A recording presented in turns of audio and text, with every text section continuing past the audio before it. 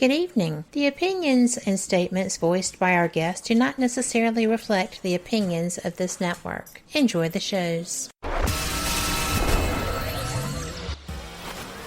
You are listening to WBHM Digital Broadcasting, Birmingham, Alabama.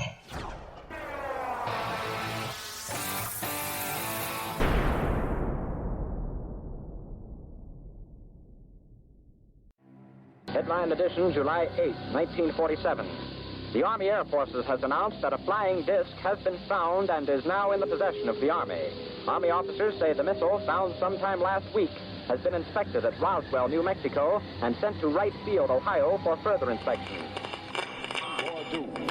Now, historic films made in the spring of 1948 and just released show Eniwetok preparing for heavily guarded and still largely secret tests of new atomic weapons. The test's purpose is to measure atomic effects on thousands of different materials, 30,000 tons of them, not, as at Bikini, to prove military effectiveness.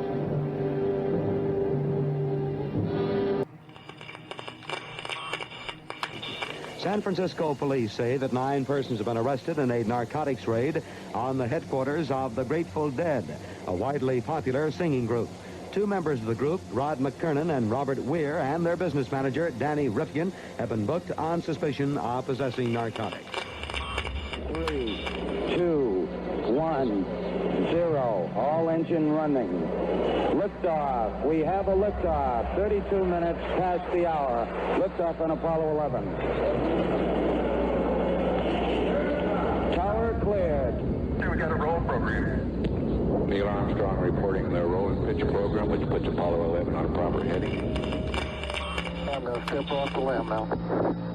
That's one small step for man, one giant leap for mankind. Well, strange lights are causing a viral buzz on YouTube. Could we have caught extraterrestrial activity on a recent newscast? Brandon Arroyo investigates. As the newscast ended, the controversy began back on September 26th. What is that light shining in the back of the dark night sky?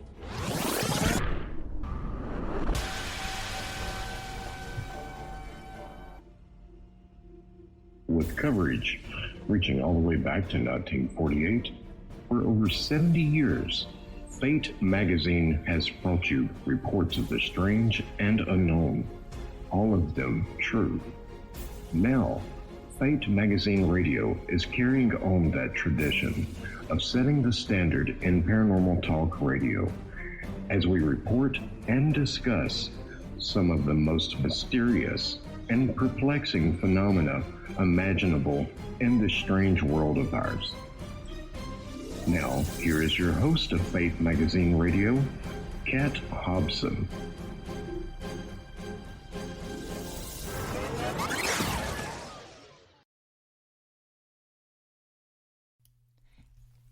Good evening. Welcome to Fate Mag Radio, the online voice of Fate Magazine, and I am Kat Hobson, your host. I have been so enthralled with tonight's guest since I got his information.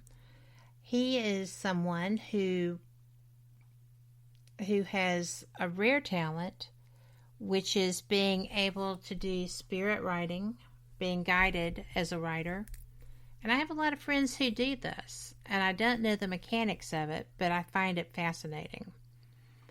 Lee has written several books, but the one tonight that we're going to be discussing primarily is Judy's story. And it is the telling of her life afterlife of his wife, who was a very interesting woman. And I think you're going to find this as fascinating as I have been, because it's just not your average book theme. And Lee, I'm so glad that you're here with me. I know that you have great gifts as a channeler, as a medium, as a spirit writer, and you really have been through a lot of to most people unusual experiences. But mainly, I'm just so glad to welcome you here to Fate Magazine Radio. Thank you for being with me. Well, of course, I'm glad to be here. Actually, I've been trying to make some kind of a connection and make a contribution to Fate Magazine for 4 or 5 years, 6 years, actually. I can help you with that. So we finally have succeeded. And I'm just thinking, I'm writing an article right now. I'm in the middle of, 3/4 of the way through an article that's called "It Was Meant to Be." Oh, that's a great article. Great well, title. It's actually a sequel to another article where it's about the war, and that it's meant to be in order for us to take the next positive step. When I say us, I mean Western civilization, the world, and Eastern as well, to do away with tyranny. So I feel like that there's a purpose to this misery. And I had a lot of it. As soon as it became clear that it was going to happen, I had a whole bunch of information that just came to me of what was going to happen right off, just one thing after another. So that was this. I'm talking about the first article. And so I wrote the article about all of those things, and everything that I was told, all of a sudden, it just started rolling out. It started happening one day after day after day for a whole week. And then at the end of that week, on the following Sunday, I guess it was, I was very upset about the news. And then I got more information. So I don't know how. This article I'm writing now is because, as I have been going to news sites, and of course they've got their chyron and their display, what the site looks like. Well, I had dreams of these news sites not that long ago, dream after dream. But of course, I was I was just dreaming, and it was sort of streaming through my mind. I didn't know what to make of it. I did know that, that's a TV news service, like that's Fox News, I could like remember that much, but it was just passing through my mind. Well, now I'm seeing the real thing. So these are deja vu things. Yes. And so I sort of have to ask, first of all, part of it has to do with how we plan our life even before we're born. And so we plan to put things in our life. We plan to have things happen that have not yet happened. And for instance, we plan to have gadgets and cars and houses and people, and the other people are planning too. And we've not experienced any of those things. Of course, once you get out of material existence, there's no more time. So time becomes irrelevant. On and on. It gets very complicated. It's very interesting because, a lot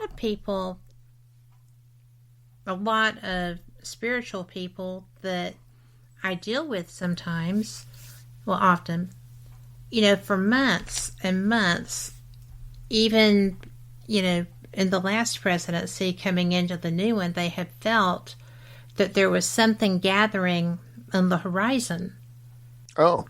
I can't tell you how many people I have spoken with, and it has been a lot of people talked about wars. A lot of people talked about, the virus being what they felt. And I found that not to necessarily be what I was feeling. Although with the death and everything surrounding that, a lot of people who were in care facilities were so heavily affected by that virus. There was a tremendous amount of death surrounding that, but it still didn't feel right. And I thought, well, surely we're not looking at a nuclear holocaust or anything. That would be absurd. And, now we're looking at a threat of one. Yeah. And I cannot tell you how much I wish that weren't the case. Absolutely. Well, my take on that is that, shall I say, Putin and someone close to him will order such an attack, but it has to go through several people, and they won't cooperate. There'll be a clash. There's a clash going on right now because he's attacking all of his close circle of people because things are going badly, even though he tells people who come and visit him, like somebody came to visit him from the European Union a couple of days ago, and he talks like it's going okay and he's winning, but meanwhile he's arresting the commander of the Black Sea Fleet, and he's arresting the FSB chief, and arresting this one and arresting that one, and the ones he doesn't arrest get killed in the field. So it's not going the way, it's not going well at all for him. I'm down with that. I mean, I'm okay with that. But, because the way that this has been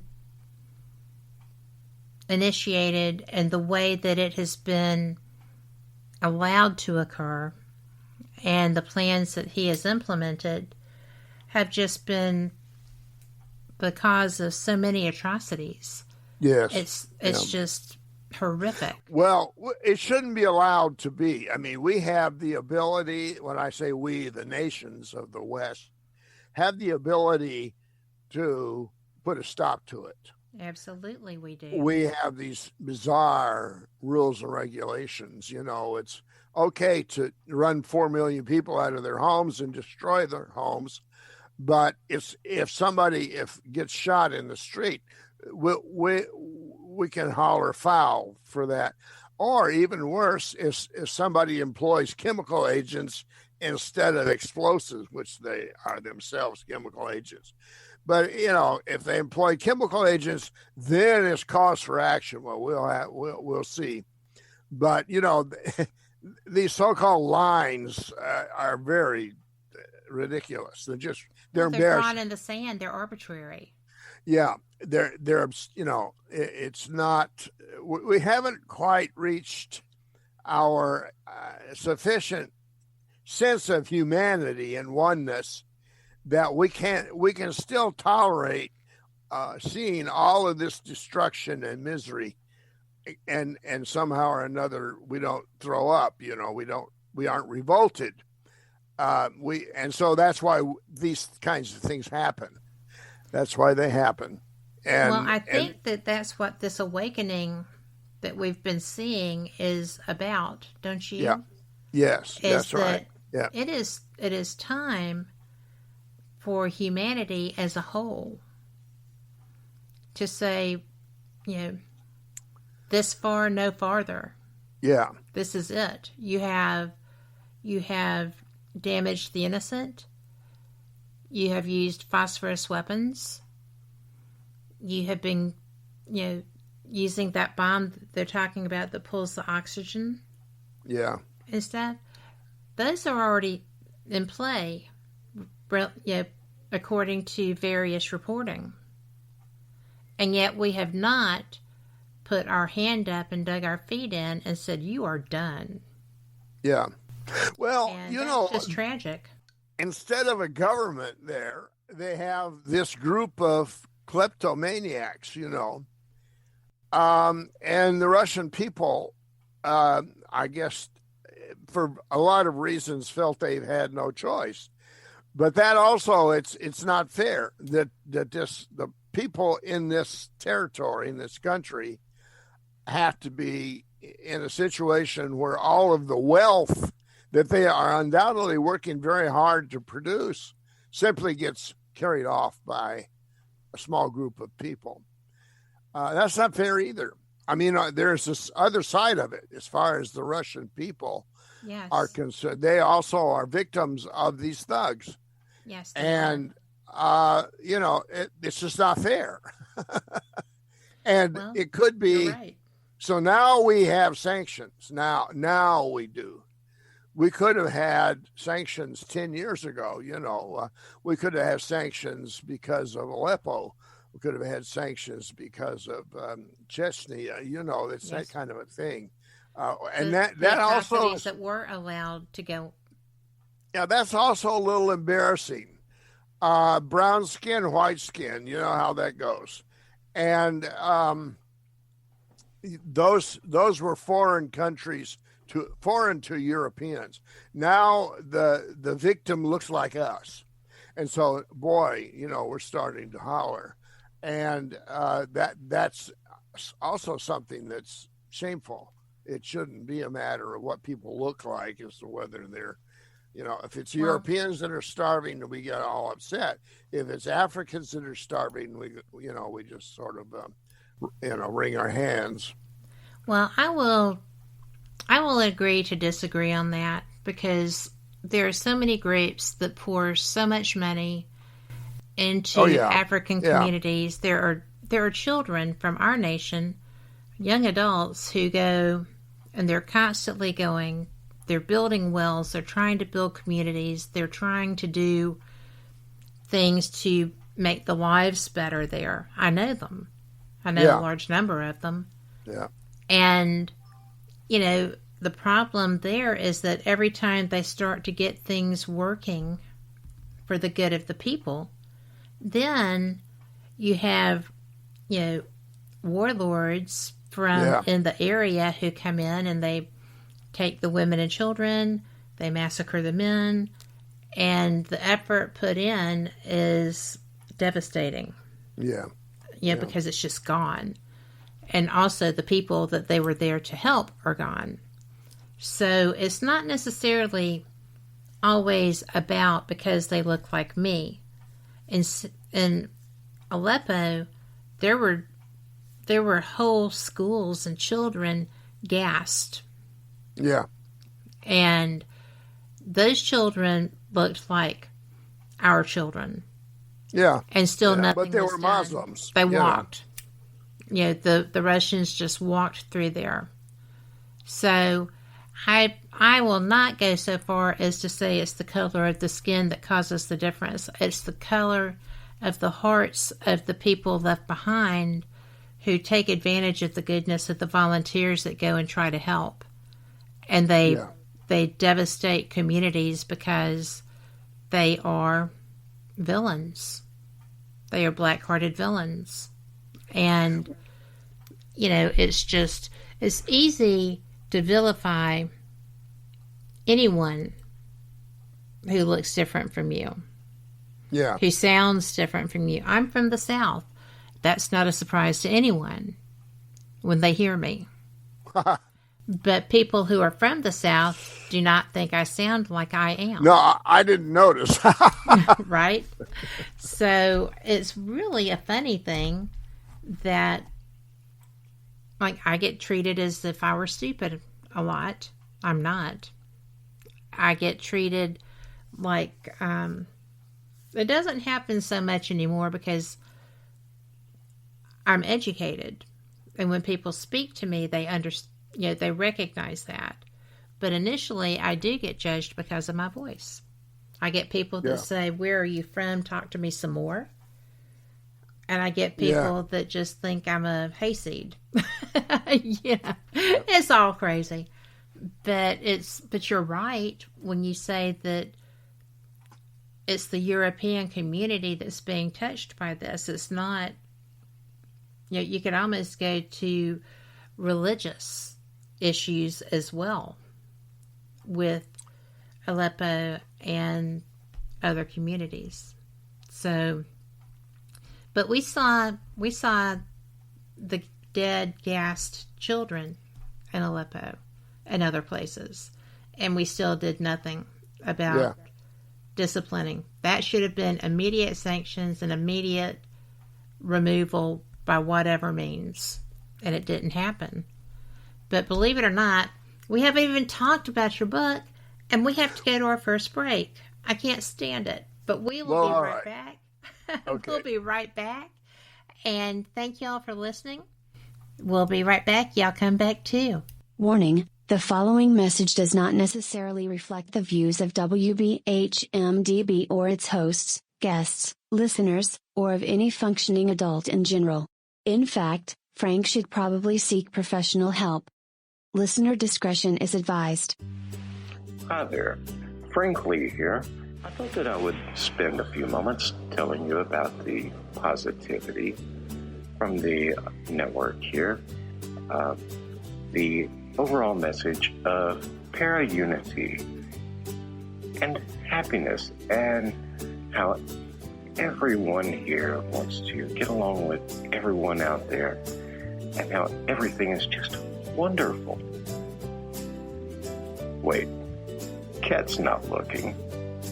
Okay, I've got something to really tell you.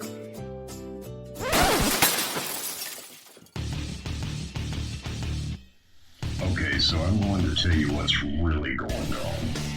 Honestly, all that being nice and positive crap was kind of hurting my soul, as dark as it is. So, what's really happening? You see it all the time. Everybody and their brother out there has a paranormal team because they watched a couple of episodes of Ghost Hunters or some crap like that. So they go and they spend half their mortgage payment on tools and things that light up that they don't understand. And then the next logical step, after buying matching black t-shirts and posing like 90s rappers for their Facebook page, is to, of course, have their own podcast. Well, you know what? You're not going to find that crap here. What we have here at WBHM Digital Broadcasting is the best host, the best guest, bringing you real information. All of the hosts here on this network know their stuff. They are the people who have been out there doing the work, doing actual research. And no, by research, I don't mean binge watching some kind of cheesy TV show on Netflix. I mean reading books. I mean out in the field doing the legwork. And who are they interviewing on their shows?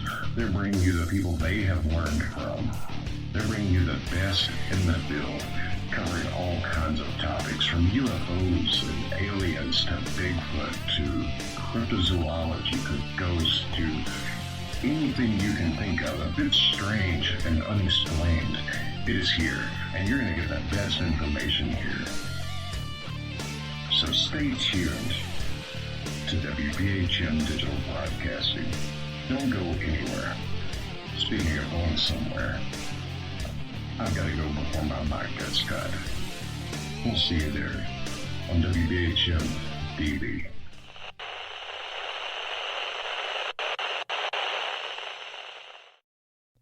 Welcome back to Fate Mag Radio, the online voice of Fate Magazine. And I have to tell you, if you have not seen our last couple of issues, you're missing out. If you were at the Ozark Mountain UFO Conference last week, then I hope that you got a copy of our newest edition. It's the one that's absolutely beautifully covered. It's got a kraken on it, and I happen to love krakens. I just don't want to run into one. But it is awesome. Our last one was mermaids, and trust me, we went through those like Sherman through Atlanta, and we are trying to get more. But gracious, y'all loved that. I appreciate that myself because I loved it too. So grab you some. Go ahead and go to fatemag.com. You can see what's up on the website for purchase. We have uncirculated issues out there. There is a first edition if you need to complete your collection. I'm just saying, I saw that yesterday. It's so pretty. But I am here with just a fantastic time coming, and I hope that you are excited too, because I don't always get to speak with people who are just brilliant authors and who have such a good time. But, well, Lee, I don't know if I would qualify that as a good time, but my guest is Lee Sumpter, who is a channeler as well as a spirit writer. And that is strange when you watch somebody do that. It's fascinating. Our host on Friday night, Shelley Robertson, can scry, and it's just really amazing. But, Lee, thank you so much. That was a very interesting beginning of the show. I don't always do that. And I appreciate you bringing that up because it's on everyone's mind, right? The situation globally. Yes. Oh, yeah. Oh, and yes. We are a global consciousness. We are actually a universal consciousness. Yes. And it's affecting everyone. So I'm glad that you brought that up. Thanks. Okay. Now after our conversation, and you said, of course, that you did want to go there. That's good, but I just made a resolution to stick to the book. Well, I'm going to tell you that when my guests have something that they want to talk about, I am okay with that. You know, I'm well read. I pay attention to various types of writing and coverage because I think it's important to be well rounded so that you don't just get in a lockstep mindset. So I really don't mind discussing anything a guest wants to. But I really am trying to tell people about you. And you know what? I think that you're pretty fascinating in your own right. Well, that's nice. Well, I had nothing to do with what you do. You're great at it. But I just appreciate what you put into your work. I find you interesting. Okay. Now, Judy's story is about my late wife who died on the shore of Cherokee Lake east of Knoxville, Tennessee, on Labor Day weekend of 2016. And she was a very spiritual person. She was a healer. She practiced healing touch and Reiki, and really was instrumental in guiding me into my own, what can I say, spiritual abilities. I guess that's what it comes down to. But anyway, let's see, September, October, November, about 4 or 5 months after she passed, some of my readers, my psychic readers, communicated to me that she wanted to write a book with me. And so there were two things to that. Just before she passed, a year or 2 or 3 before, she had kind of pulled away from spiritual things because from her childhood, she had it grilled into her that these were things of the devil and that she would go to hell from messing around with spiritual things. And as she knew she was going to die, but everybody else did too, but I fought it. That happens so often. Was it just because you couldn't face it? Or I know that you had been through the loss of someone else. Was it just too close to home to have this happen? Yeah, 42 years to the day in the past, my first wife died on Labor Day weekend. And it was the same Labor Day that happens the second weekend in September. It was 42 years before, I think that's right, 72, and she was a suicide. So I found myself pacing around saying, what is this about Labor Day weekend? You know, I don't know. It just happened. But I also myself, guess I'm a fighter. I don't know if I am or not. But she had what started out as a mild stroke, and it affected her speech slightly, and it caused her mouth to be numb, and her tongue, and so it affected her ability to chew and swallow.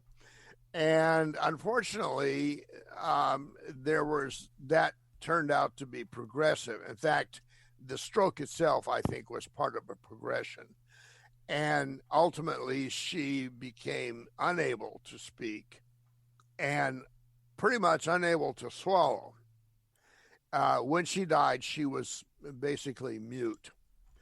I'd had several strokes. And so I had this attitude that if you have a stroke, you have to get moving, get going, and fight it. And I recovered from those strokes. I still have residual mild effects from it, but I did recover. And she had much more of a passive approach to it. For various reasons, I don't really want to get into it. It's a long story. I think that I deal with that in the book, but she sort of knew that she was going to go. She was going to pass, and I resisted it. My attitude was, "Oh no, you should be active." And of course, actually, stroke therapy nowadays, I was shocked to find out. When I was talking to doctors when she had her stroke, that nowadays stroke victims are called, there's an expectation in the medical profession that there'll be 95% recovery, or 95% of people have strokes they expect to recover. And one of the ways that they do that is they get people moving, even to the point where they put the limbs in a machine that makes the move, and that brings back the nerves. I was shocked, but anyway, that's the approach for medicine, and that was mine, but it wasn't hers. And so there was kind of that conflict, and so I didn't accept it. And actually, I tried to save her. I applied CPR and stuff. And in my defense, I have to say, when the rescue, you're from Tennessee, you're from Alabama, but I am. We call ambulance people a rescue squad. Yes. In the mountains. And when they got there, they tried to revive her as well. So I thought, well, okay, I'm just doing what the medical people would do. Excuse me. Well, anyway, and she died in September, somewhere around December, January. I had readers, an Akashic reader, friend of mine, and another reader that were saying she wanted to write a book with me. And so I thought, well, okay, this is a new twist. I also did know, because she was mute, she had to write notes, and she was a very good writer.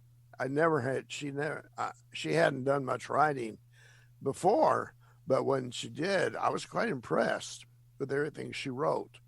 I myself had to do a little training. I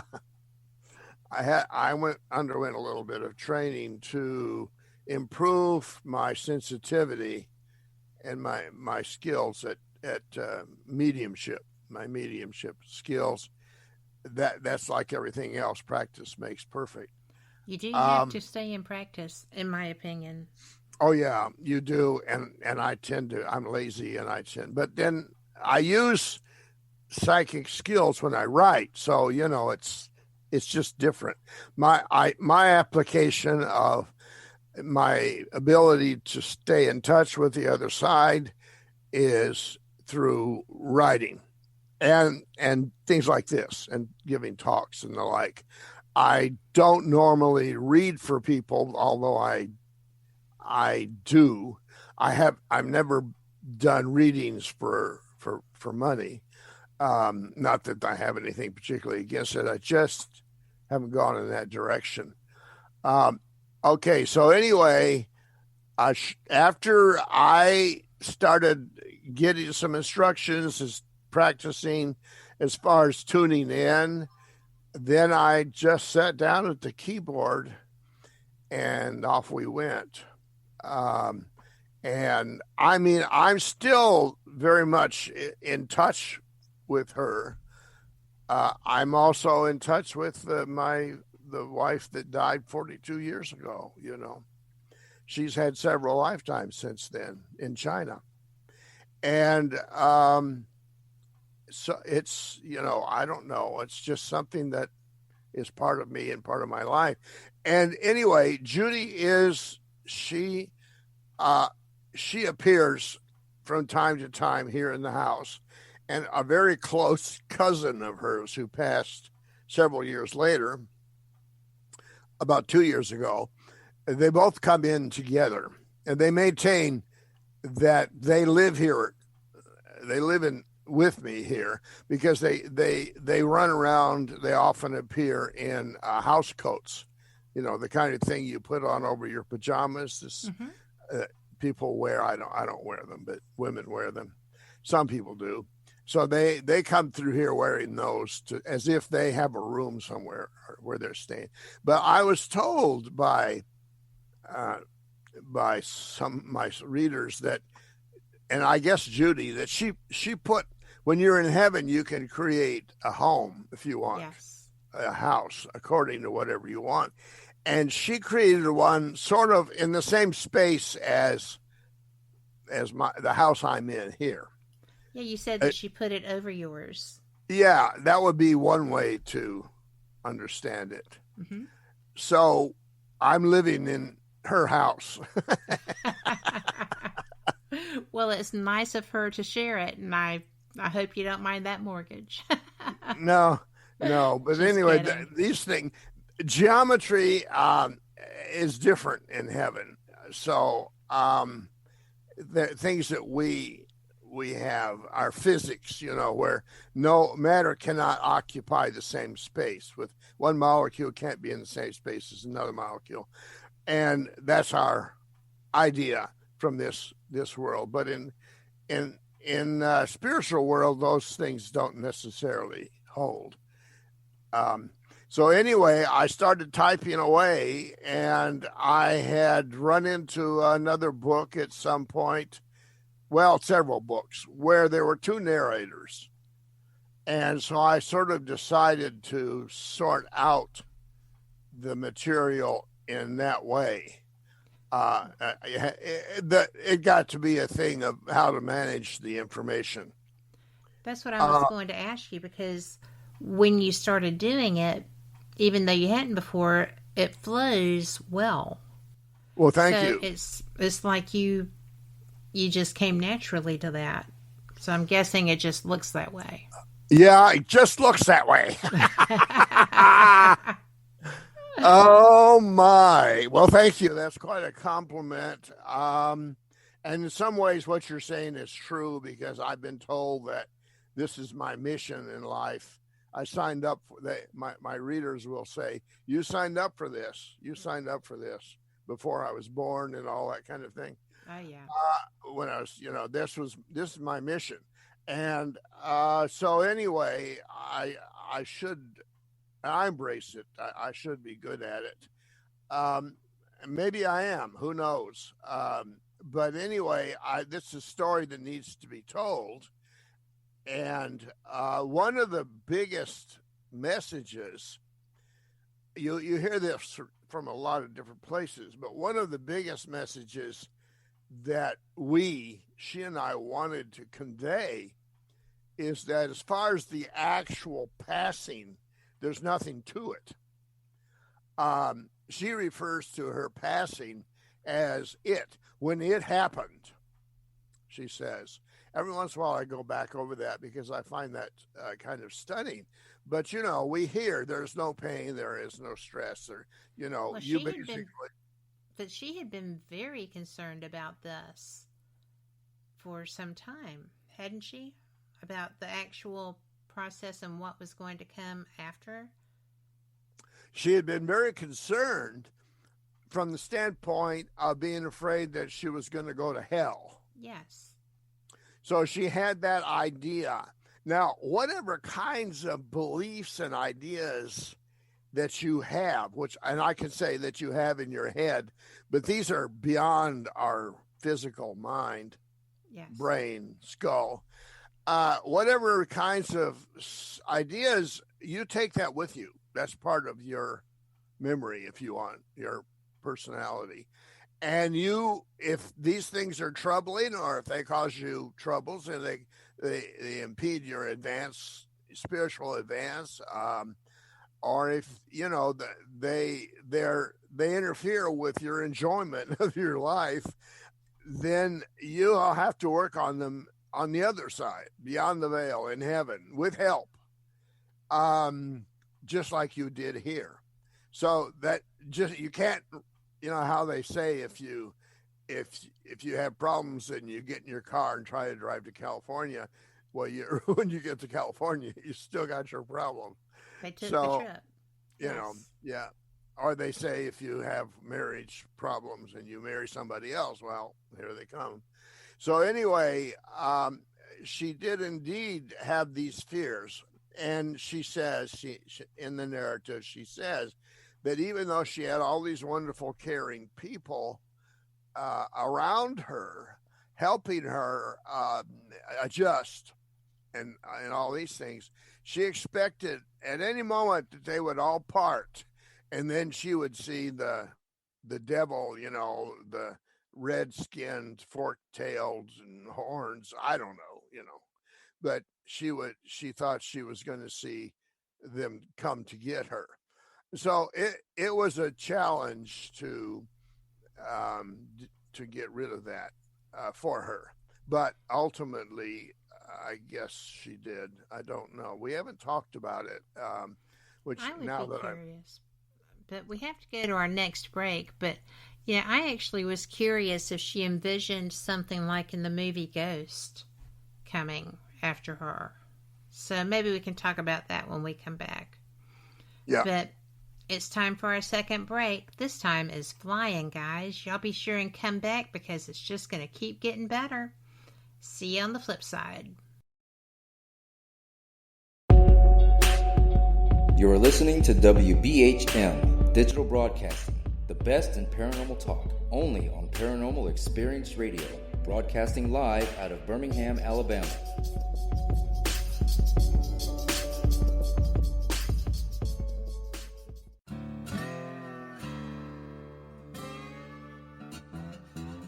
Oh, come on. I'm Southern, but... nope. That'll do. Hello.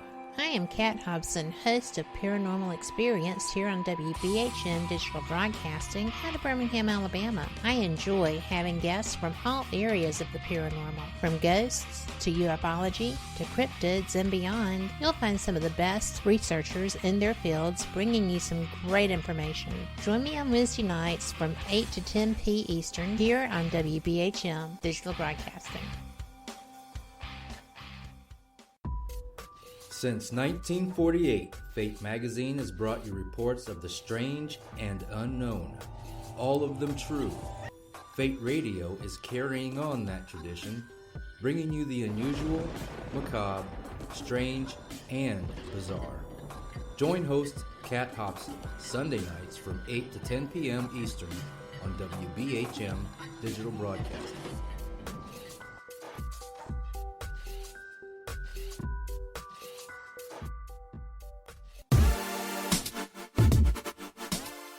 Listening to WBHM Digital Broadcasting, the best in paranormal talk, only on Paranormal Experienced Radio, broadcasting live out of Birmingham, Alabama.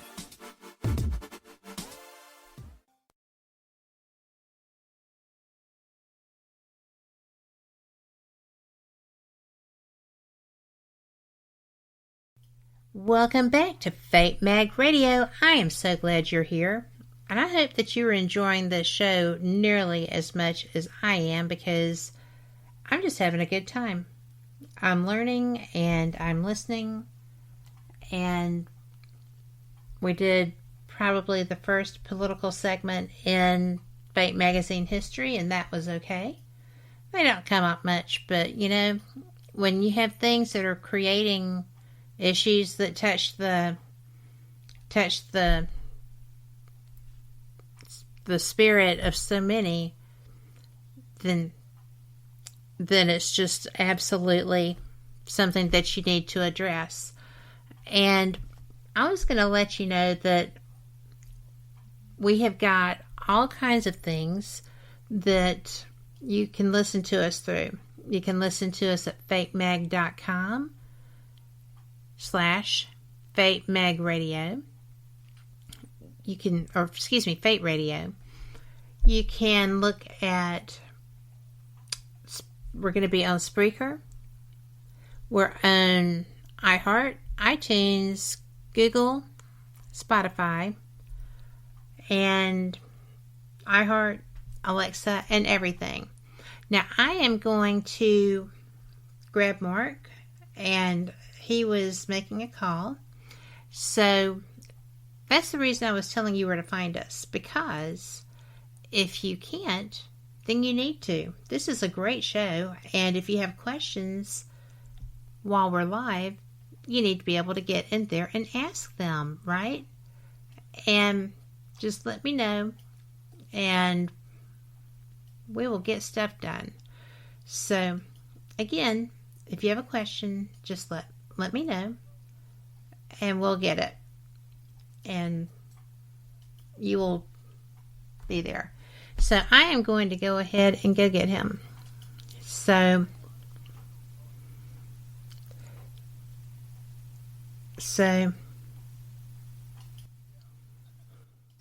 yes, okay. Are you? Bye. Oh, excuse me, Lee. Are you there? Yes, I'm here. Okay.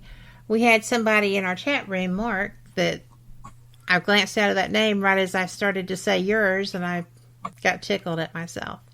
So we were talking about all the things, and I just went ahead and put out there for listeners where to go to get to our chat.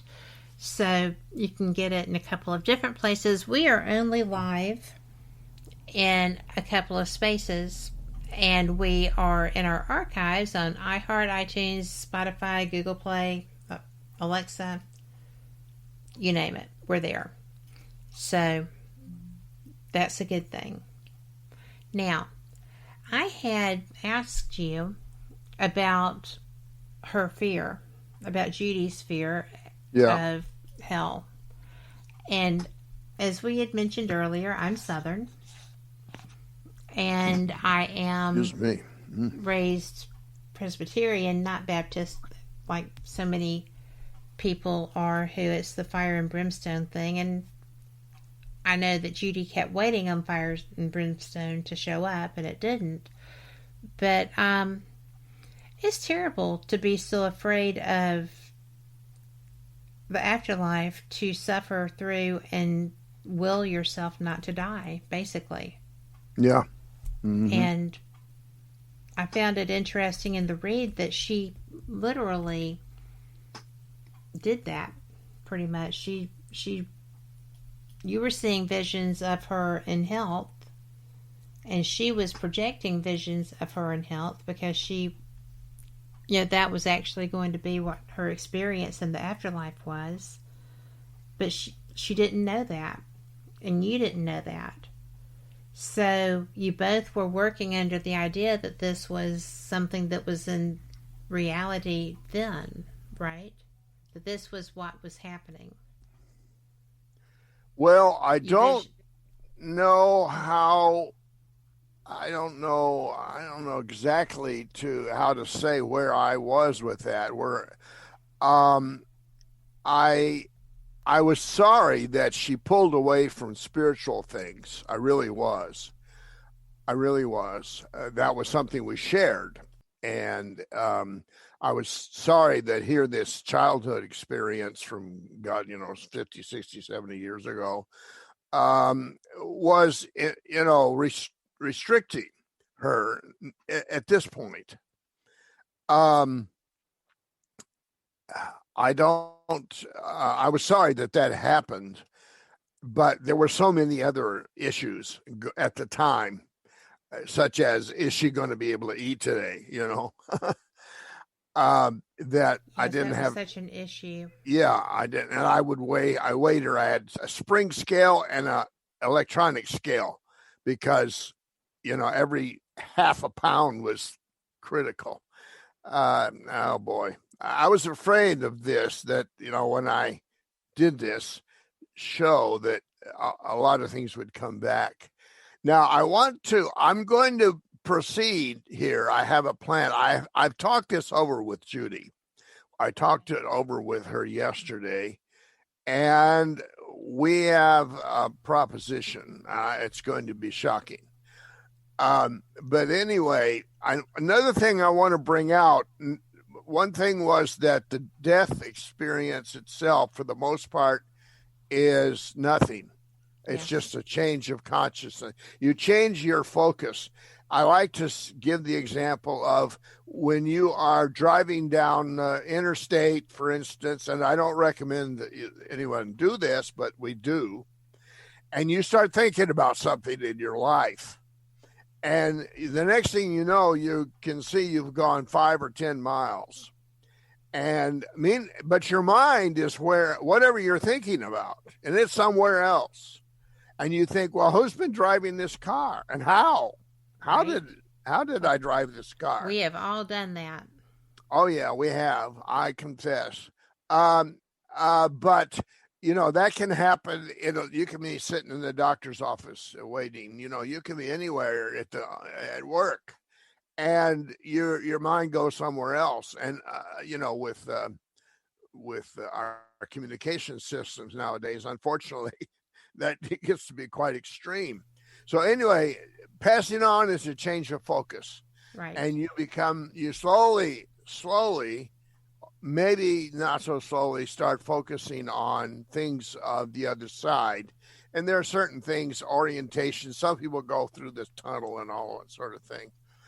And they prepare for you on the other side. If you've been in a hospital, as was Judy, are ill, then they sort of set it up so that you sort of wake up, so to speak, or become aware of that you're in a different hospital, or you're in the same hospital even, or maybe there are friends and relatives that come and greet you and all that. She had all that sort of thing.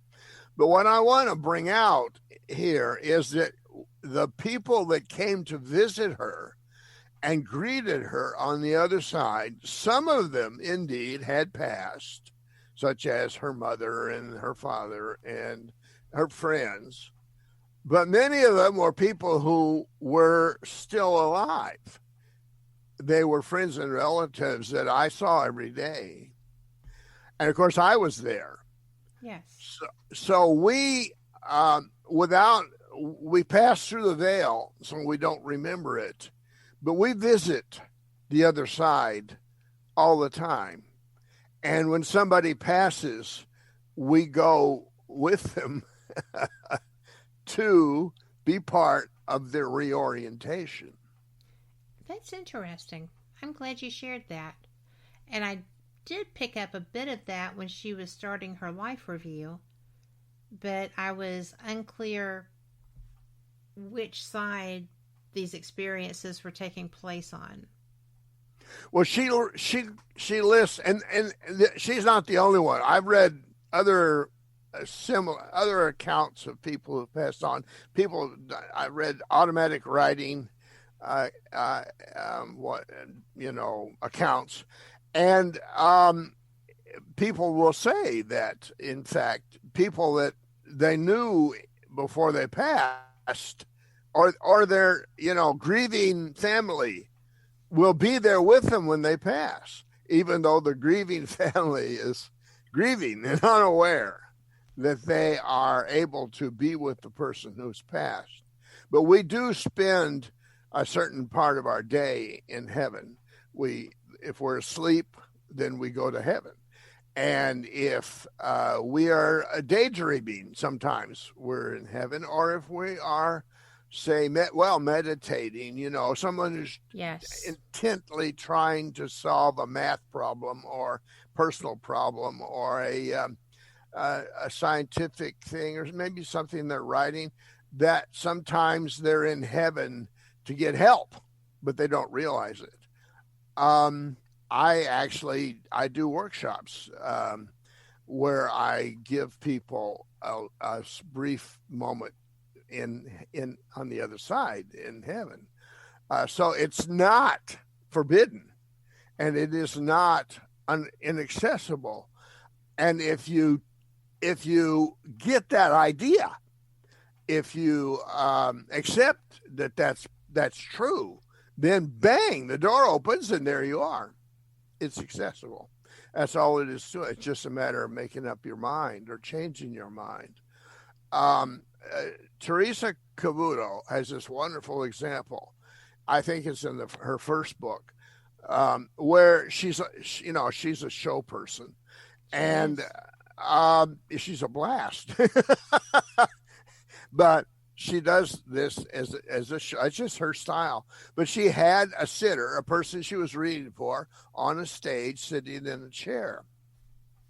And she was on the stage with this, we call them sitters. That's just one of the terms that we use. And she uses that term. And so she's reading, and then she notices that, a stage has steps on the side, that coming up the steps is the sitter's father. And he stops on the steps and he sits down, and she addresses him and says, well, why don't you come on up here and be with us here? And he says, well, I didn't believe in this when I was alive. And so I don't think I could do it now, even though he's attracted, he's drawn, and he has appeared. He's appeared to Teresa. He's managed to do his energy in a way that Teresa can see him with her third eye. So he was very much in a box. He put himself in this box of beliefs so that it impeded his ability to walk up the stairs. Of course, he didn't have to walk up the stairs, but he could not go any further with what he was obviously doing. Once he was challenged, and she said, well, why don't you just come on up here and talk? Then he said, oh, no, I can't, because my mind is made up. And there you go. Yeah.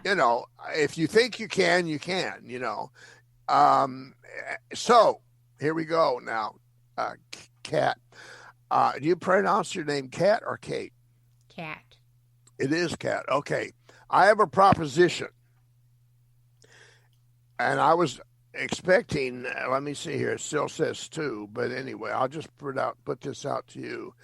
I talked this over with Judy, and we want for people she's available for people to ask her questions about heaven, about what it's like. Interesting.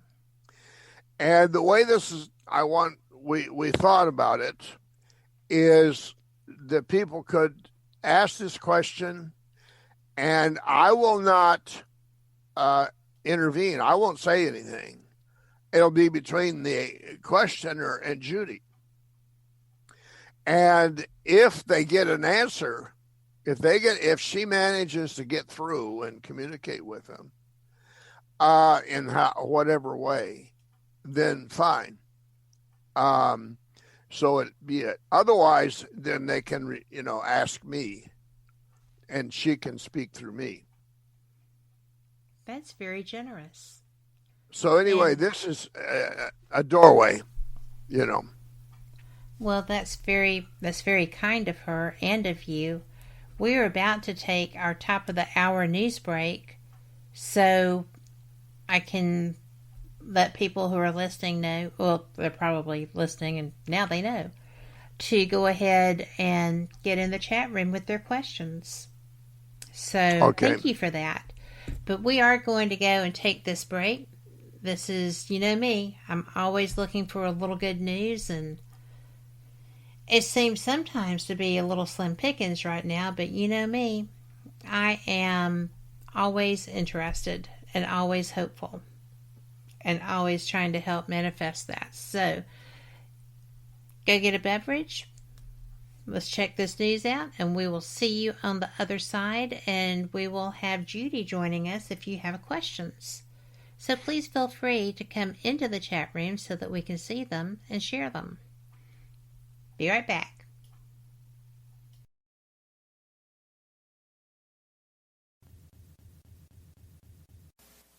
Live from NPR News, I'm Janine Herbst.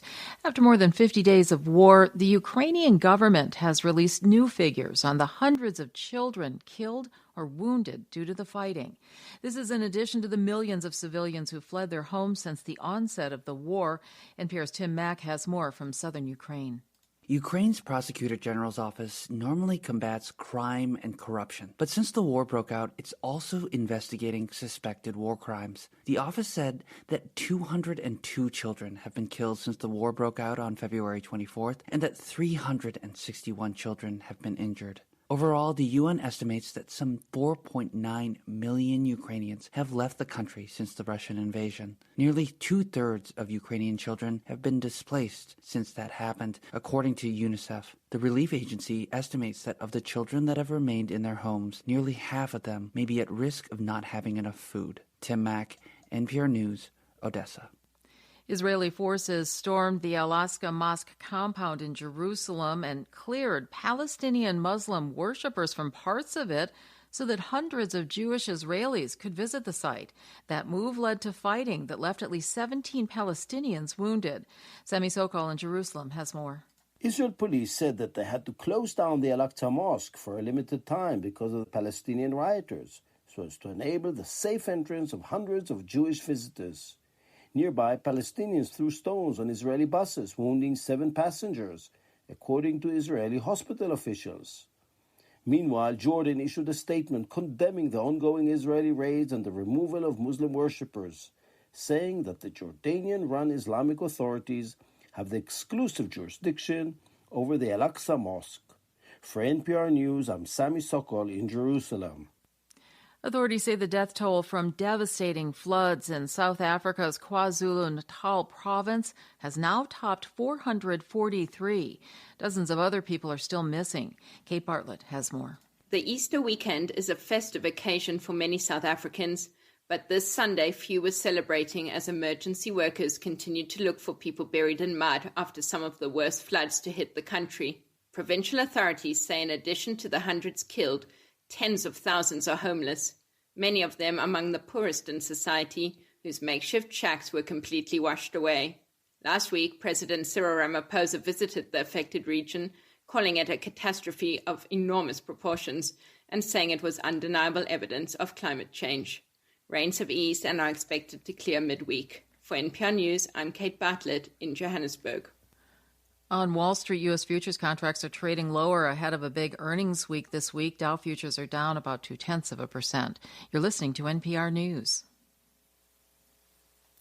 The second round of the French presidential election is just around the corner, and many French voters say it's impossible to choose between President Emmanuel Macron and far-right leader Marine Le Pen. NPR's Eleanor Beardsley reports the abstention rate could reach an all-time high. Many voters find themselves between a rock and a hard place, having to choose between a far-right candidate accused of being a racist and a president viewed by some as an arrogant ultra-capitalist whose policies are ruining France. Laure Mann supported far-left candidate Jean-Luc Mélenchon in the first round. He came in third place. She says she can't stand Le Pen or Macron and will stay home for the second round vote on April 24th. She says it's the only way to be visible. Polls show 28% of the French may refuse to turn out and vote in the second round.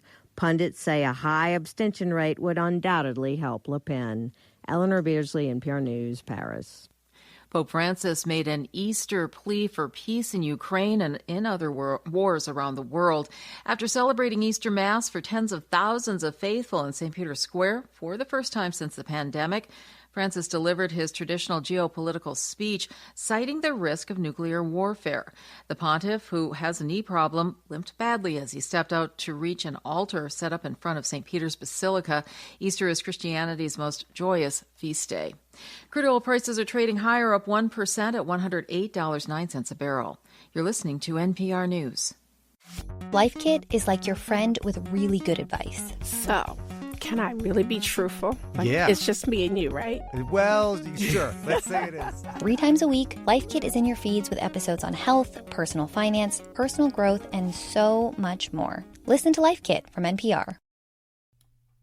Welcome back to the second hour of Fate Mag Radio, the online voice of Fate Magazine. You can visit fatemag.com and see what all is going on with the magazine. We have trading cards, we have nifty shirts. I thought there was probably some jackets, but I may be mistaken about that, or they may be sold out. But anyway, it's a neat site. You can read articles. We have some of the best writers. I think that you will just have a great time. Now, tonight's guest is somebody that I have been enjoying for a while. His book is just wonderful. His name is Lee Sumpter. The book that we've been discussing is Judy's story. And Judy has come forward. She is currently in heaven and has offered to answer questions that listeners may have about heaven. I don't know if that, Lee, includes any messages from people in heaven for a listener, or what. We have someone in chat who was wondering if, she said, just wonder if Tom would talk and why he's spending most of his time at a haunted jail. But I'm personally curious about the experience of heaven. Most of our listeners know that my mom passed after a month in hospice on March 5th. And as I was telling you, I didn't anticipate being the adult in the situation, but through people tagging out for various reasons, including obviously health, that's who I became. And I was very fortunate to get to spend that time with my mom, even though it was unanticipated. And I was there when she died. So there's just all kinds of things. Right now, we have 2 people besides me and you, if you're looking at it, who are participating in our chat. I have messaged people that I know are listening to ask if they would be, interested in joining chat, and I'm hoping that they're not in the middle of a family event since it is Easter. But that's what I've got. So, how does Judy feel that she would like to do this? This is I'm just going to feel my way here. Okay. I really don't know. With you, Kat, I'm getting somebody that has a smile like I see in your picture here. Really? Yes. Now I'm getting somebody who's kind of heavy set, somewhat short. I can't say if she has dark hair or brown. She's threw out her arms as she wants to, she embraces you, and even kisses you warmly. And she's so glad that you have expressed a desire to communicate with her. And I'm getting now this message. Now we can go on. Now, I didn't expect to do any of this. I know. I didn't expect it either. So, and I have not reached out because I didn't want to be disrespectful of her faith, and I didn't know how she would feel about that, right? She knew what I did, and I did not learn until a year or so ago that she's a medium. She was a medium. And well, when she was young, she just told me, I had taken her out to dinner, and she told me, she asked what the shows were about. I do 2 radio shows, this one and Paranormal Experience with Kat Hobson. And I told her that that's what I did. And she said, well, those people just always lined up by my bed and wanted to ask me things or tell me things about other people. And when I got tired of it, I told them they needed to go talk to my mom, that I was tired and I was little. And I was like, well, get out of town. That was news to me. My grandma had always been involved in New Age type of behaviors and research and experiences, but I had no idea that my mom had that in her life. And this was before she had a pretty severe head trauma in high school. She was in a car accident and was the only survivor. And she had other injuries through her life because falling down was a problem. But all of this happened prior to the head traumas. So, well, now, was she a very demonstrative, energetic person? Very much so. Yes. See, I'm sort of seeing her kind of jumping up and down and shaking her arms like, oh boy. Hello. Yeah, hello. it's like we've broken through and we can. Whoa. Yes, she's very pleased. I see now, I don't know how to explain this. I'm seeing kind of a light, a bridge of light between the two of you. It's like you're standing together and there's this white light that's between you. I hope you don't mind now that, that. Well, I don't mind, but that white light is a positive connection and not a barrier. No, that's exactly right. That it flows. There's energy flowing, and you're going to find that this is going to make a difference for you. I think that's fantastic. Here it is. I anticipated when Judy and I decided to do this that there are going to be things like this, but with some things, my mission is to break these barriers, to teach people that the spiritual world is accessible to everybody who wants it, and that you should want it because you get a lot of information that can help you and help everybody, actually. And besides, it's fated.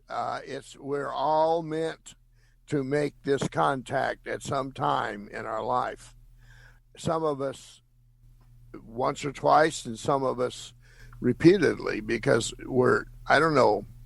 it's like, I guess it's kind of like falling in love. If once you've made contact and the sparks fly and then you're hooked, off you go. Well, it's really strange because I've always spoken about being able to communicate with everyone except her mother. And that's who I would have anticipated because of her interest in showing up. But to my knowledge, it hasn't. And I'm usually pretty good at that. But definitely this is my mom. So, yeah, without a doubt. I think your grandmother is standing in the background. For me, I mean, as far as what I'm seeing. Yeah. So there'll be more. This is something that's going to grow. Well, this, I think that the relationship I had with my mom created a bit of a barrier with my grandma. So that's how I just read that. And then when I was there with my mom, I had to tell her that I was okay if she went, which turned out not to be quite as true as I thought it was. Yeah. But I think that always surprises us sometimes. Well, we lead. We're two. We're the person that is in this life, which we're creating. I liken our life person as a what do I want to say, a hologram. So our spirit, our soul, and only us, not all of the power of the soul goes into creating a life. I've read that some say that the earth it blow up. The soul is too powerful for that. But a certain percentage of the soul's energy creates our life like a hologram. And so here we are, and people pass, and it hurts badly, and we grieve. And sometimes you know how this is. You think you're over it, and then something will trigger the whole thing. And I'm stomping around in those weeds right now. This program. I didn't really think about that. Well, I did. I told you I did a little bit, but I shut it out. But anyway, I'm hoping I'll just learn a lot of new stuff. But meanwhile, there's the other part of us that sees the whole picture and understands everything that's going on and sees this life as just a continuum of a number of lives and on, as is very wise and has a lot more perspicacity. So we're these two people, and you can use your soul side to draw energy and help you with the physical, so-called physical side. I used to like to write, when I was writing, point out that physic and psychic is all a matter of a letter or two. They're very close together in the way they're spelled. And in the original Greek, it's almost indistinguishable, as far as the meaning and the letters. So anyway, that's just something to think about.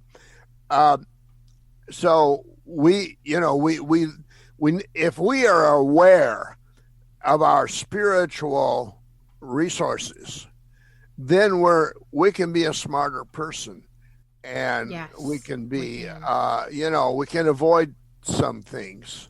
We may be open to instincts, that steer us away from things, which otherwise we might spend several years banging our head against the wall needlessly, and I'll step right up and say, yes, sir, I certainly done plenty of that, Indeed. Not just you.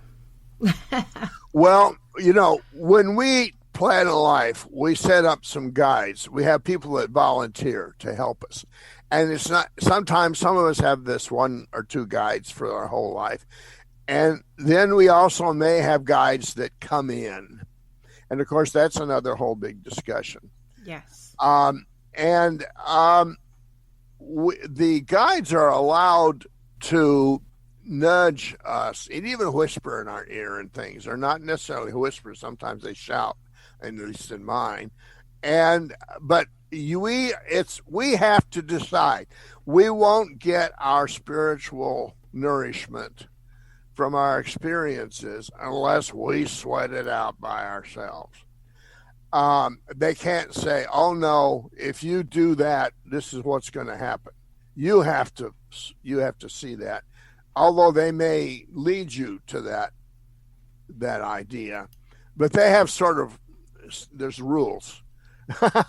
There's actually rules to all of this. Yes.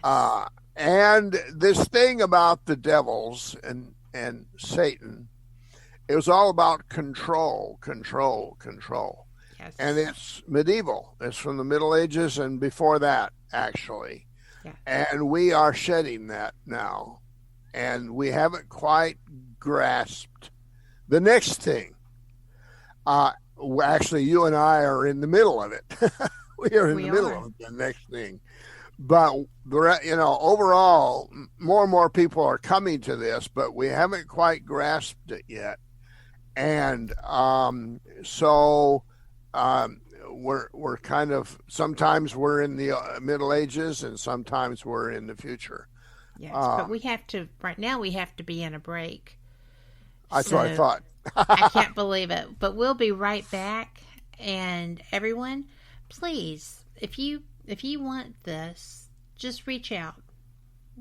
Lori, I know you have, but we'll be back after this commercial.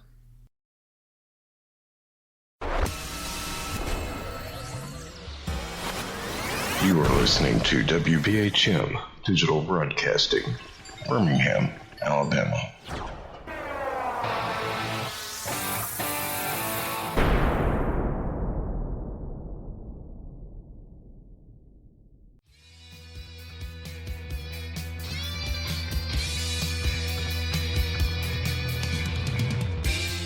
Paratalk Radio is your one-stop for all things paranormal, the unknown, and the supernatural. Join us every Monday night at 8 p.m. Eastern, 7 p.m. Central for discussions and guests on topics such as ghosts, hauntings, Bigfoot, UFOs, and more. This broadcast is rated M for mature and intended for listeners over 16 on paratalkradio.com.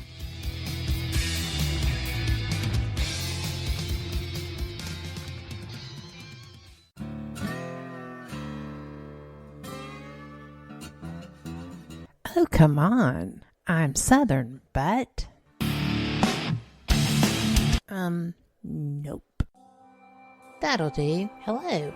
I am Kat Hobson, host of Paranormal Experience here on WBHM Digital Broadcasting out of Birmingham, Alabama. I enjoy having guests from all areas of the paranormal, from ghosts to ufology to cryptids and beyond. You'll find some of the best researchers in their fields bringing you some great information. Join me on Wednesday nights from 8 to 10 p. Eastern here on WBHM Digital Broadcasting.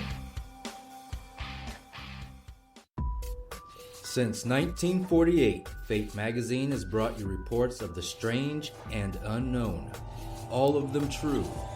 Fate Radio is carrying on that tradition, bringing you the unusual, macabre, strange, and bizarre. Join host Kat Hobson Sunday nights from 8 to 10 p.m. Eastern on WBHM Digital Broadcasting.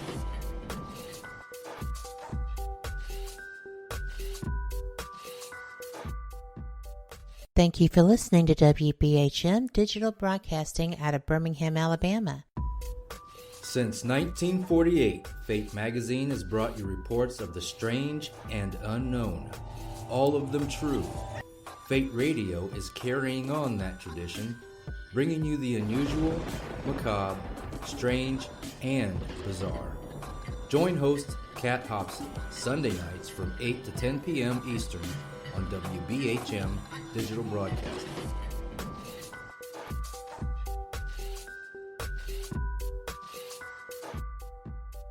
The time is 23 minutes after the hour.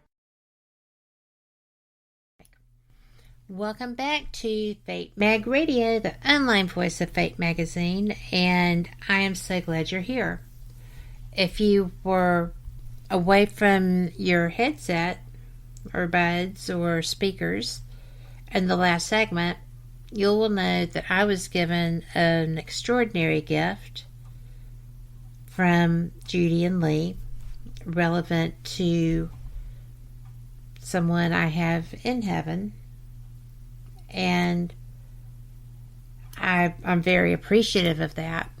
If you want, you can even message me on Facebook. I will check the messages, but I think that if you can, you should let this happen for you, because it was such a blessing for me, and I'm thankful for that. Lori had a question before we started this, and she also had a question about someone who passed, but she wanted to know, is Judy able to have conversations with other random spirits? And I think we addressed that with the last segment, because she was. I mean, yes. Wasn't that what that was? Yes. Yes. You know, if you think of somebody, they're just there. Yes. Unless they're tied up, like in fears and conflict, struggles, or maybe they're resting, and so they're sort of sleeping. But for the most part, if you think of them, they're there, and that applies for now. If you think of your grandmother, or if you think of your, somebody you knew a number of years ago, or not so many years, they're there, and you can talk to them, you can communicate with them. People don't have to be, how can I even say this? People don't have to be dead to be in spirit. Sometimes I had, for instance, a friend of mine, I was at a gathering of spiritual people a couple of years ago, and certain people were assigned to go around different tables and do readings. And one of my friends was doing readings, and she came up to me and she said, all I'm getting is people who are alive that are, she was reading for people, and everybody that came to her was somebody who had not passed. And I said, it's the same. Don't worry about it. Yes. They're in, you're able to, you're getting communication with the spirit side of this person who wishes your sitter well and wants to give you a message for them. It doesn't matter whether they have passed on or whether they haven't passed on. It's immaterial. And so it's kind of a distinction that's not real, that it's a barrier, or sort of, we can discard and just swim in consciousness, like everybody does, like we do anyway.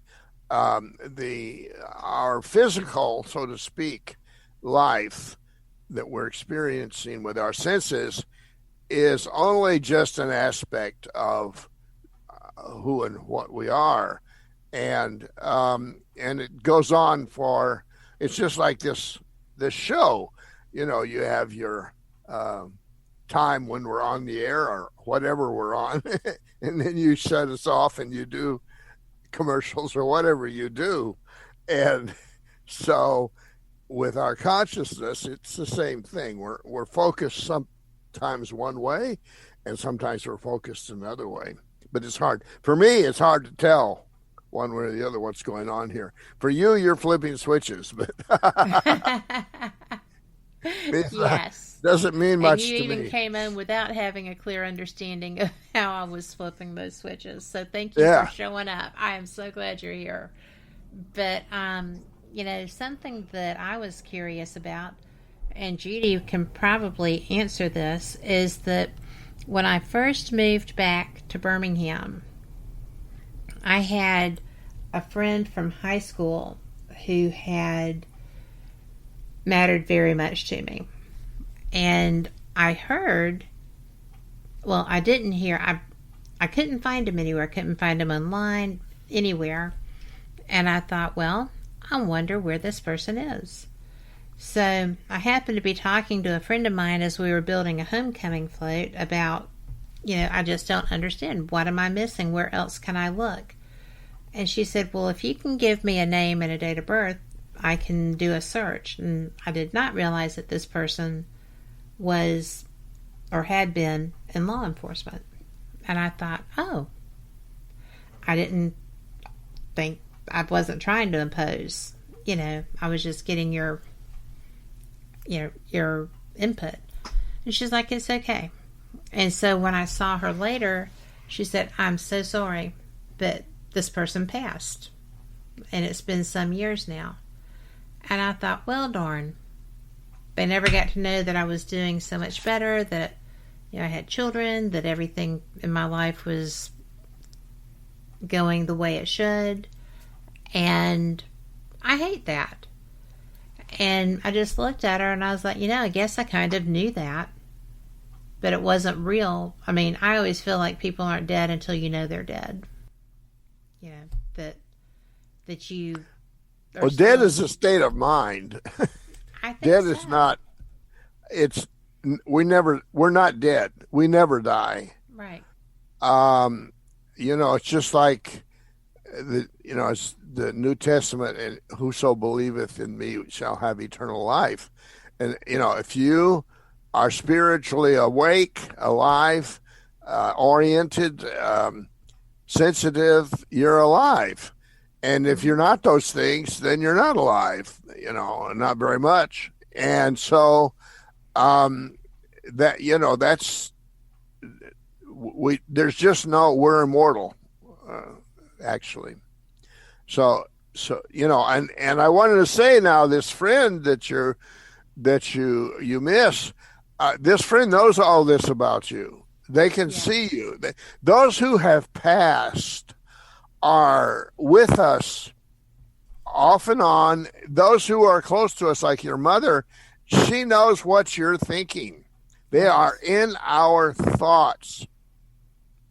I had this example in the book of when, my wife died in Tennessee, but I live in Florida, and I had to drive. It's the way I drive. It's 2 day and a half drive from Tennessee with grieving like this. And I was worried about having another stroke, and I had to get back to Florida, to the house in Florida.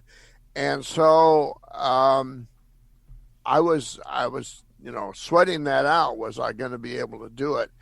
And I've forgotten what it was I was trying to bring out. And while I was forgetting it, it flew off even further away. But let me see. What was I was trying to? Well, you were explaining that people who have passed, who are connected, yes, keep up with you. They are around us, and they think you can talk to them anytime you want. It's important that you do. And they are in your mind. They're part of your mind. And when I got back to Florida, a bunch of friends came over, and we cleaned out the closets, and we distributed the jewelry to various members of the family that wanted things.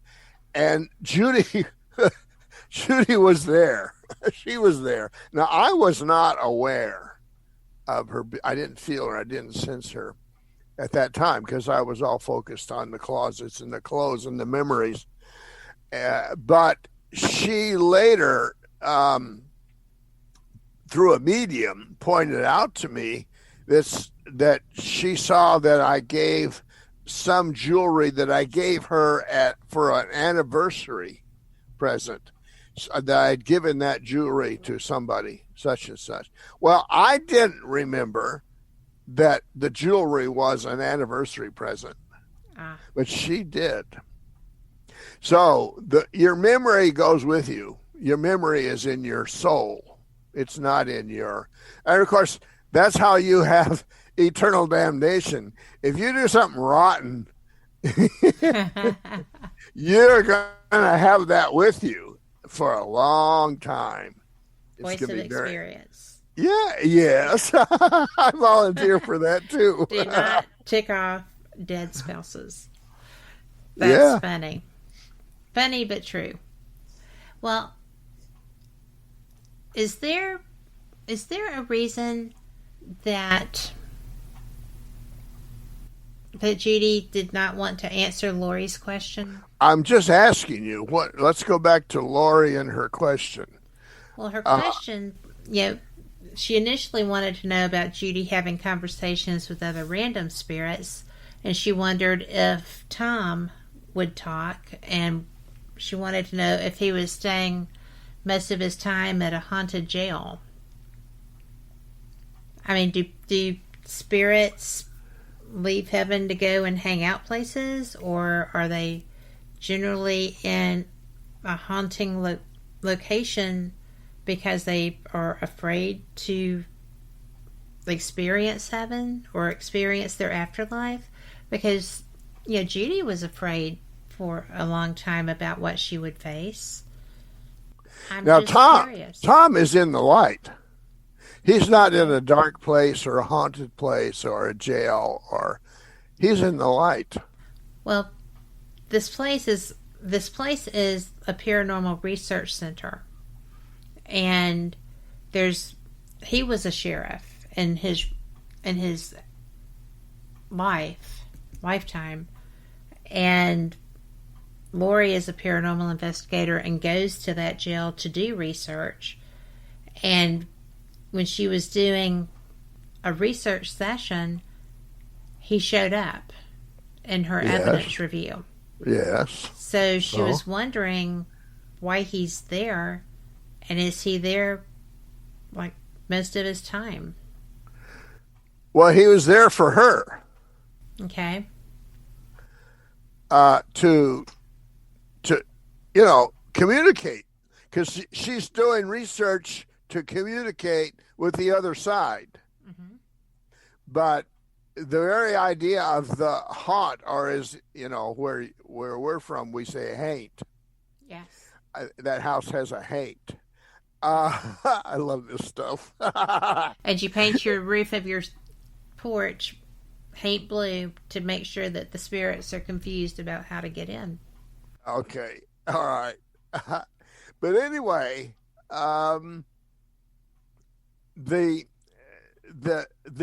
it's not negative. It's energy. Mm-hmm. And again, hate are people that are still hanging around a certain location because it's the vibration attracts them there. That's only part of their whole person. It's only a part, and they're stuck. This is a ghost. If I'm talking about what we call ghosts, they're stuck in what appears to us as a time and a place, but for them it's a vibration. And you can talk to them, and of course we all kind of, if we can, we need to kind of try to talk them into something better, and to move on. Some will not. They won't. Well, but then again, maybe somebody else will persuade them, or something else will. Yeah. But some are stuck. But for the most part, that's not the case. For the most part, people are looking for a way out, and we may be that way. Mm-hmm. And so that's the way we need to think. So I kind of I have a completely different attitude towards Halloween. Believe me. The so-called, spirits are getting a negative rap. It's just, yes, and so we have, and this is partly Hollywood, and it's nonsense, but it gives us a bad attitude, and we have to get through that to talk to spirits. It's a funny thing about this culture, this mountain culture, because on the one hand you have this religious fundamentalism, which is about making people afraid. And on the other hand, it's very common to have faith healers and to have card readers or, spiritualists, who people go to have their fortune told. It's fortune tellers are as much a part of the culture as the preacher is. Yes. Very much. And, it's a complete spectrum, but nevertheless, there is an awareness of the spirit world. and not all of it is negative by a long ways, you know. Well, Lori just commented and said that he reached out and made her feel sad. He reached out and made her feel sad. Yes. Well, he reached out, but I don't think he made her feel sad. I think there's another mechanism there somewhere, some kind. I think this is dumb, but I feel like she's reading into it. She's putting something of herself. Yeah, I'm getting this from him. I can see him throwing up his hands. Okay. So it's not. He's laughing too. We're not laughing at Lori. We're just laughing at the whole situation. He's trying to bring her to his energy, to his positive, enlightened, healing, and informing energy. And I feel like that she needs to see all of this as extremely positive. Okay. That's what I feel like. And Judy, I got Judy shaking her head, nodding. But he's in the light. He's not in a dark place or negative, not anything of the kind, not at all. Now, he was this man was a policeman. Yes. Well, he was a helping person, and he was courageous. You have to be. If you're a teacher and a policeman, you have to worry about getting shot. Well, he needed to be worried about getting shot because he divorced her and left with another woman, and then he died before the emotional resolution could be completed. Okay, I see. I see. But he was. Well, he's reaching out to her. He's reaching out to her for forgiveness and for the positive, for a positive feeling. Is he wanting the positive feeling from her, or is he trying to provide a positive feeling? All of it. Okay. All of it. But, she needs to respond to the positive.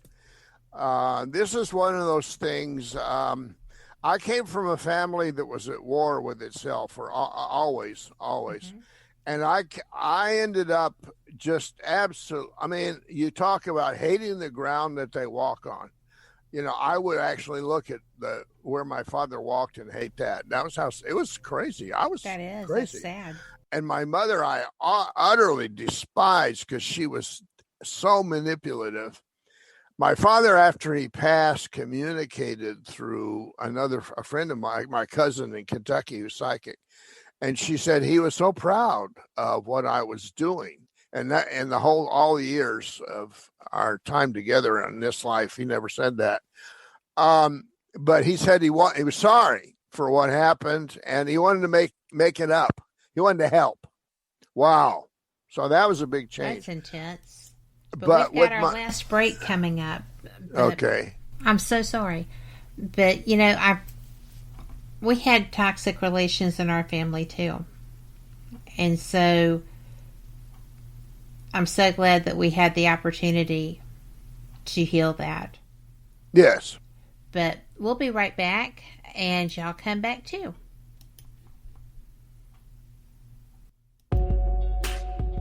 You're listening to WBHM Digital Broadcasting, the best in paranormal talk, only on Paranormal Experience Radio, broadcasting live out of Birmingham, Alabama. Her ex-husband. And I'm just like, well, so she was putting him in this knight's armor. Oh, come on. I'm Southern, but... It was terrible.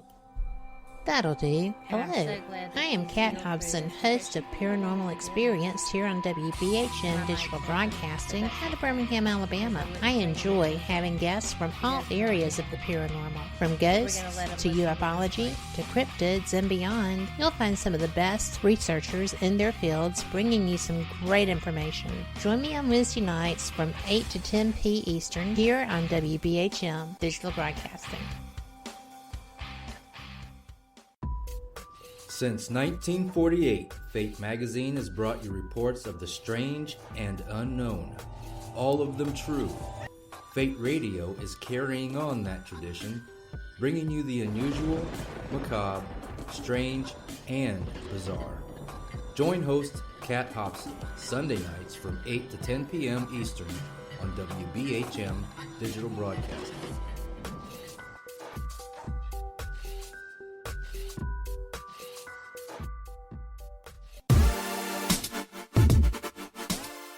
Listening to WBHM Digital Broadcasting, the best in paranormal talk, only on Paranormal Experienced Radio, broadcasting live out of Birmingham, Alabama.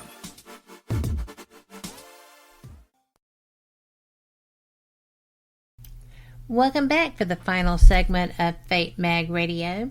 And I am going to continue my thought that I was running through, rampantly about Lori and her husband. The things that happened through their divorce and the pain and the anger and the frustration were so difficult because she's a very strong woman and she was pretty much dissolved through this. It was terrible.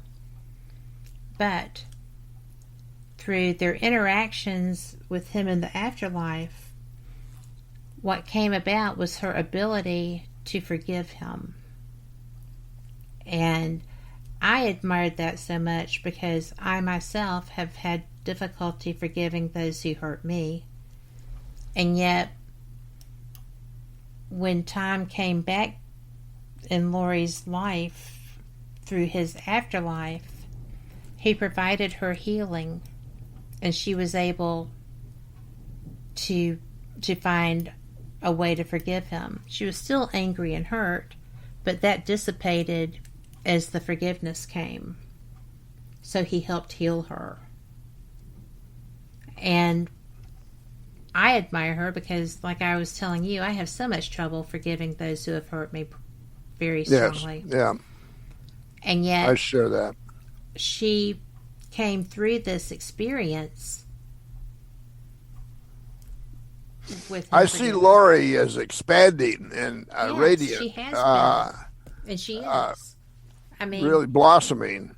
She is. And she's coming into her spiritual gifts through this.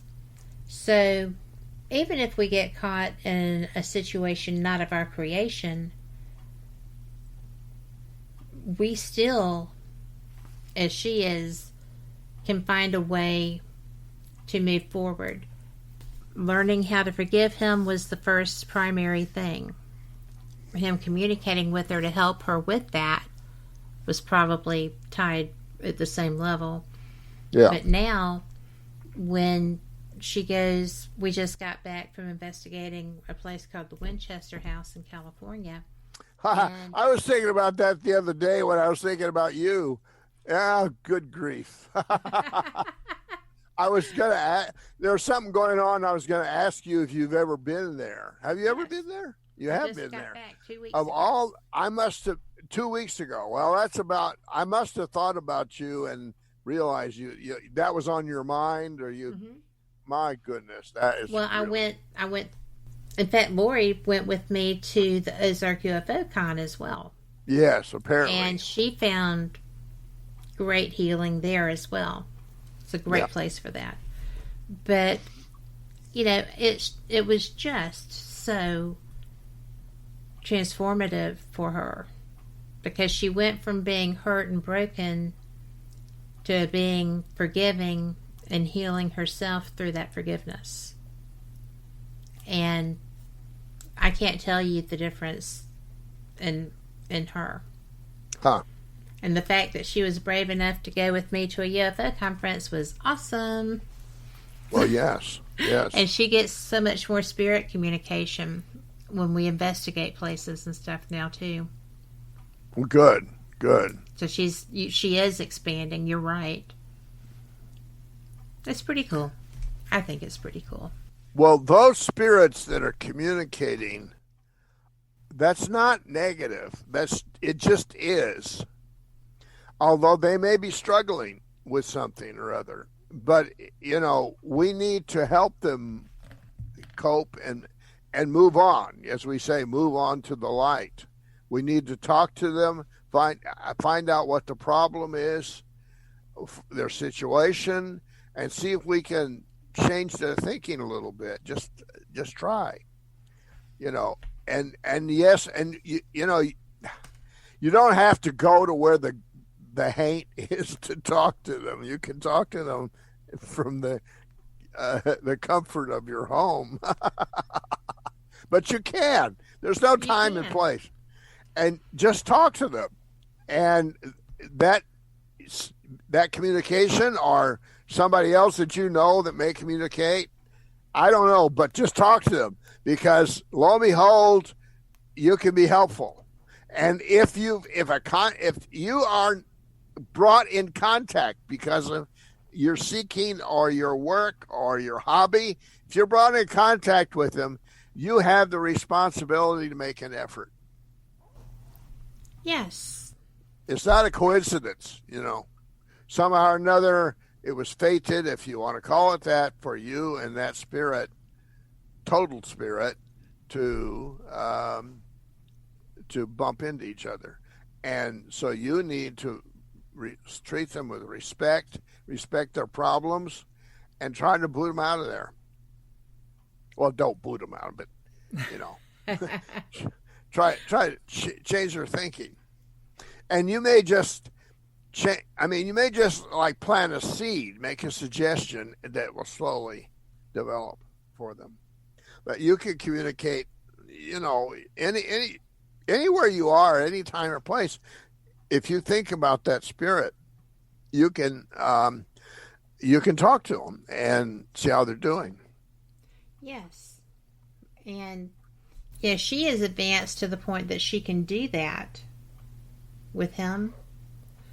I was kind of blocked, like with my mom. Uh-huh. I was kind of blocked because I was so shocked with the speed of which the world changed, and she wasn't physically in it. Yeah. And so she and I had past history also, as all mothers and daughters do. Yeah. That had a lot of ickiness in it.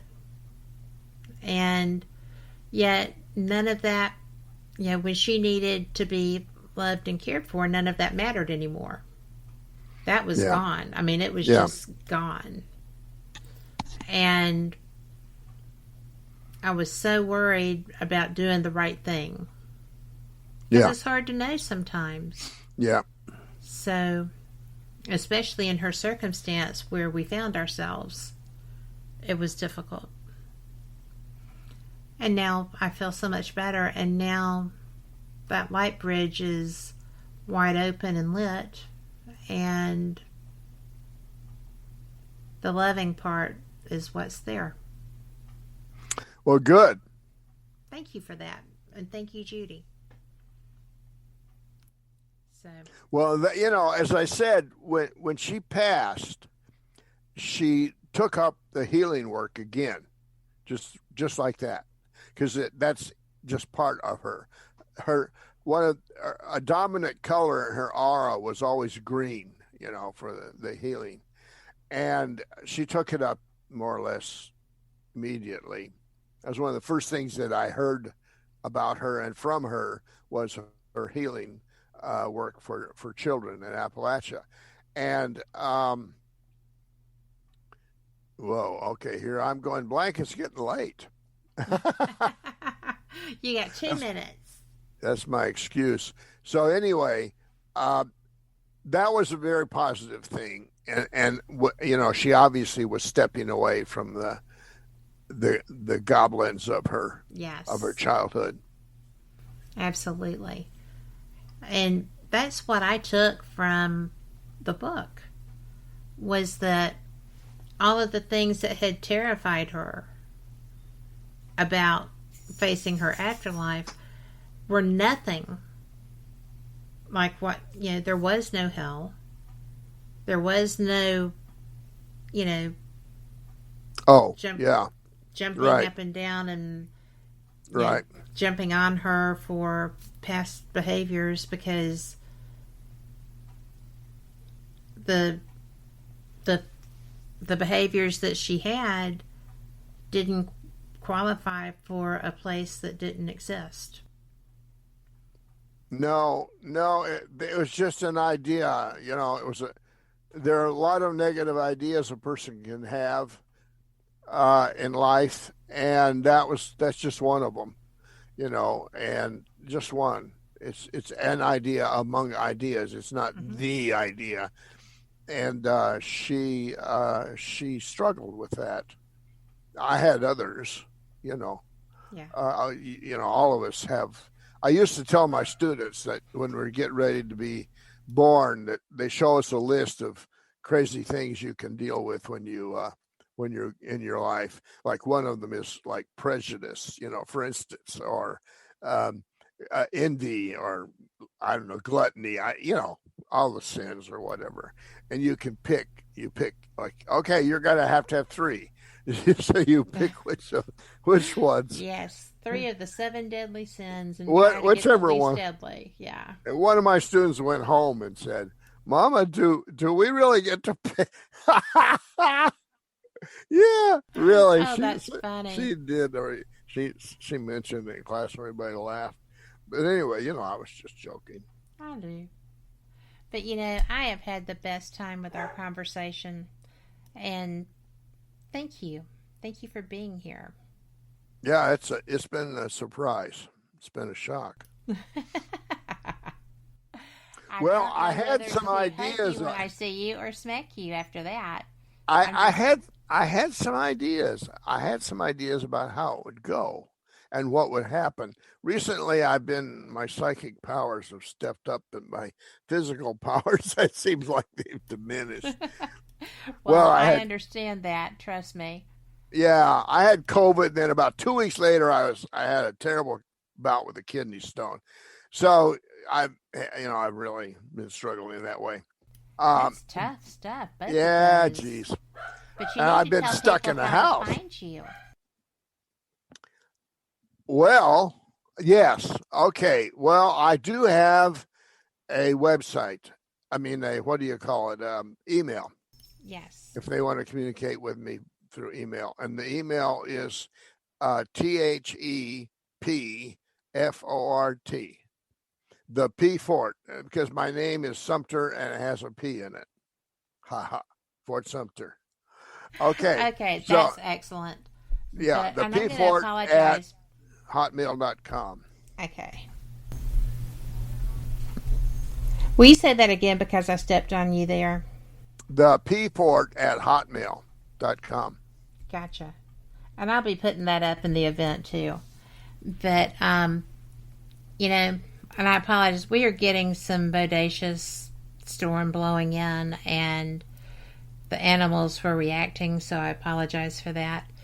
But you know, tell them where to find your books. Oh, okay. Well, the books are at Amazon, and Judy's story is an audiobook, so you can pick up your phone and go to the audiobook icon and look up Judy's story, or you can look up L.R. Sumpter. And it's one of the offerings. For $10, it'll download to your phone. And it's and there's 2 narrators, and they'll read the book to you when you're driving down the road or whatever. It's also available from the publisher in, I don't know whether it's 4 discs. Nobody does that anymore, I understand.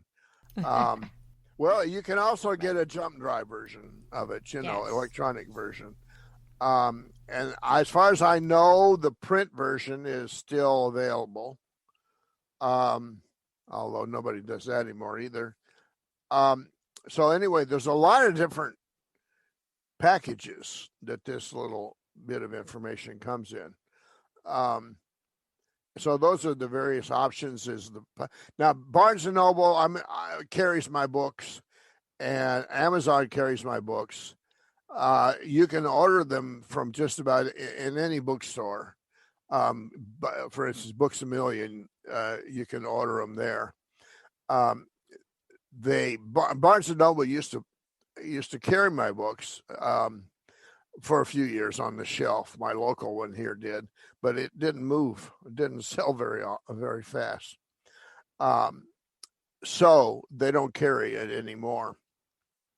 But, with this audio book form, that's the one everybody's going to go to.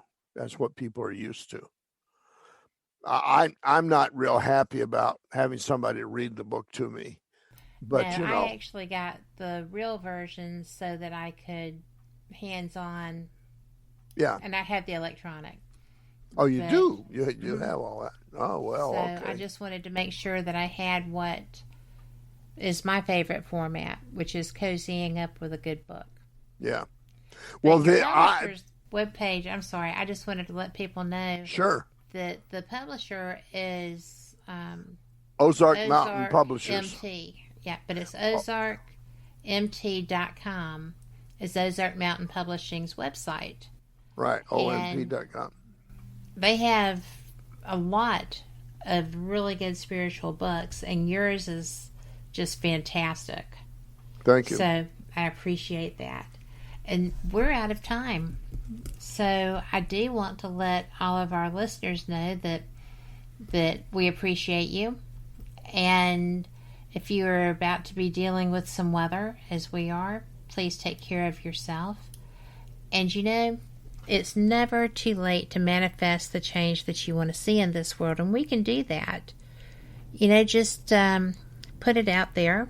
Be the person who makes eye contact, the person that you would like to have for a friend or a spouse or a child or a parent. And just do that, be the best you can be. And, we can change the world around us. I swear by it.